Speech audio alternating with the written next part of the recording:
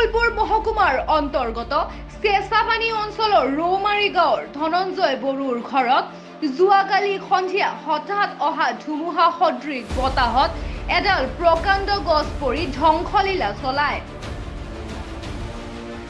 জানিব পৰা মতে সেই সময়ত ধনঞ্জয় বড়োৰ পত্নী চানেশ্ৰী বড়োৰ ঘৰৰ ভিতৰতে আছিল, কিন্তু প্ৰথমতে ৰক্ষা পৰে পত্নীগৰাকীৰ প্ৰাণ আৰু হাতত সামান্য আঘাত পায় পত্নী চানেশ্ৰী বড়োৱে।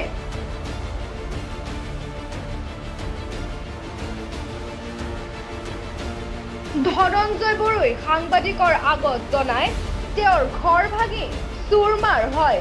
গডৰেজ, শোকেছ, বিছনা দুখন, টিভি ইত্যাদি বহু সামগ্ৰী ধুমুহাত ভাঙি চিঙি চুৰমাৰ হৈ যায়। তেওঁৰ মোটামুটি 2 লাখ মান টকাৰ ক্ষয় ক্ষতি হোৱা বুলিও জানিব দিয়ে।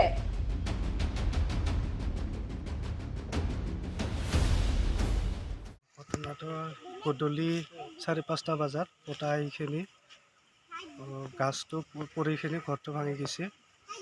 কি ক্ষতি হৈছে আপোনাৰ? চৰখী আৰু গডৰেজ, আলনা, বিছনা এইবিলাক ক্ষতি হৈছে। কিমান মান আপোনাৰ পইচাৰ ক্ষতি হৈছে আপোনাক ক'ব পাৰিব নেকি? 2 লাখ মান হৈছে। আপোনাৰ কোনোবা আঘাত হৈছে নেকি? আঘাত মোৰ ভাইটিটো হৈছে হাতত।